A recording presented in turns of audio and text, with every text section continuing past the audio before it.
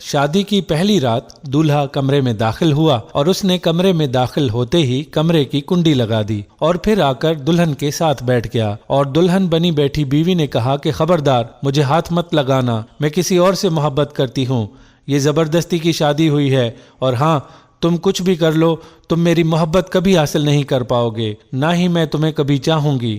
اس لڑکے کی آنکھوں میں آنسو تھے۔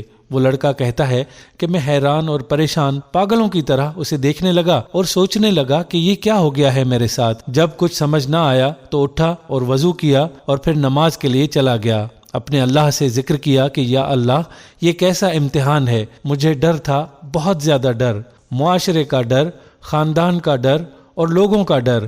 میں ایک مڈل کلاس فیملی سے تعلق رکھتا ہوں اور ایسی اونچ نیچ پر ہمارے ہاں تو عزت کا جلوس ہی نکل جاتا ہے۔ مختلف سوچیں آ جا رہی تھی کہ اگر یہ صبح گھر گئی اور واپس نہ آئی تو کیا ہوگا، کیا پتا یہ اپنے گھر میں ہی نہ کہہ دے کہ یہ تو نامرد ہے، اس سے شادی ختم کرا دو میری۔ ایک بار تو سوچا کہ زبردستی کرتا ہوں، گناہ تو نہیں ہے، آخر میرا نکاح ہوا ہے، مگر میرا دل نہیں مانا۔ میں نے اس سے بات کرنا چاہی، مگر مجھے گوارا نہ ہوا کہ میں اس عورت کی منت سماجت کروں جس نے مجھے یوں ٹھکرا دیا۔ اللہ تعالیٰ سے شکوے شکایتیں کرتا کرتا میں سو گیا۔ اگر اسے کسی اور سے محبت تھی تو نکاح کے لیے ہاں ہی کیوں کی، یا پھر مجھے ہی کم از کم بتا دیتی، میں اس سے خود رشتہ ختم کر دیتا اور بات شادی تک نہ بڑھتی۔ شادی بھی ہو گئی اور میرا شادی میں اتنا سارا خرچہ بھی ہو گیا، میری زندگی تو کم از کم برباد نہ ہوتی۔ میں متوسط طبقے سے تعلق رکھنے والا جو شادی پر اپنی پوری جمع پونجی لگا چکا ہوں۔ خیر، صبح وہ اپنے گھر چلی گئی، کوئی بات نہیں ہوئی، 3 دن تک کوئی ہلچل نہیں ہوئی۔ 3 دن گزر جانے کے بعد اس کی امی کی کال آئی کہ بیٹا تم آئے نہیں اپنی دلہن کو لینے، تو میں لینے چلا گیا۔ میں نے وہاں جا کر بھی کوئی بات نہیں کی اور واپس اپنی بیوی کو لے کر گھر آ گیا۔ میری بیوی میرے سامنے تو نہیں، البتہ باہر جا کر اور چھت پر جا کر فون پر کسی سے لمبی لمبی باتیں کرتی تھی۔ میں نے اس سے پوچھا تک نہیں کہ وہ کس سے باتیں کرتی ہے، کون ہے وہ جس سے ہر وقت فون پر لگی رہتی ہے۔ بس ایک بار میں نے اس سے پوچھا تھا کہ اسے طلاق چاہیے، تو اس نے کہا نہیں، اس کا جو فون پر عشق تھا اس سے مجھے کوئی مطلب نہیں تھا۔ 5 ماہ ایسے ہی گزر گئے۔ میں رات کو تھکا ہارا کام سے گھر آتا اور کھانا باہر سے کھا آتا۔ جب بھی گھر آتا وہ فون پر ہی باتیں کر رہی ہوتی۔ ایک دن اس نے پوچھا کیا میں آپ سے ایک بات پوچھوں؟ تو میں نے کہا ہاں پوچھ لو۔ تو وہ کہنے لگی کیا آپ کو مجھے دیکھ کر طلب نہیں ہوتی؟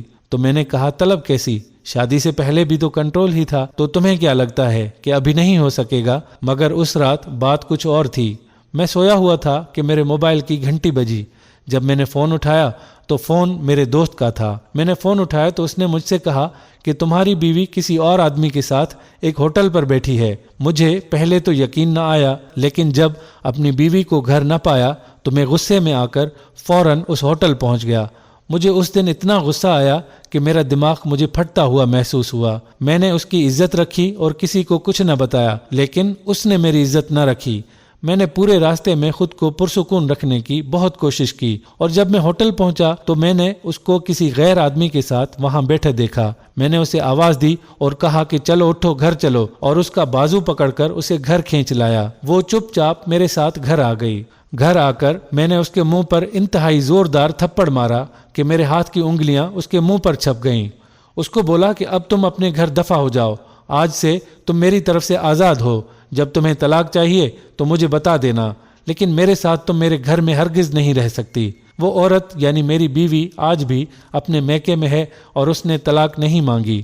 ہاں، جس کے ساتھ وہ عشق میں پاگل تھی اس نے اس کو اپنایا ہی نہیں، اپنا مطلب نکال کر بھاگ گیا۔ ایک دن روتے ہوئے اس کی کال آئی تھی کہ مجھے اپنے نام سے محروم نہ کرنا، بھلے ہی مجھے اپنے پاس جگہ مت دو لیکن طلاق مت دینا، بس ایک آخری خواہش پوری کر دو۔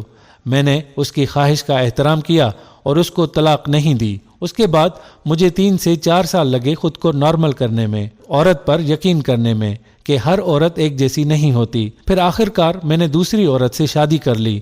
اب الحمدللہ میرے 3 بچے ہیں۔ یہ میری دوسری بیوی بہت ہی نیک نکلی۔ پتہ نہیں وہ جو 2-3 سال میں نے بہت صبر اور حوصلے سے گزارے، اس کی وجہ سے اللہ تعالیٰ نے مجھے انعام دیا۔ اب میں تھوڑی سی بھی ہمدردی کو بہت بڑی بات سمجھنے لگا تھا۔ میں ذرا سا بھی پریشان ہو جاؤں تو میری بیوی کی بھی نیندیں اڑ جاتی ہیں۔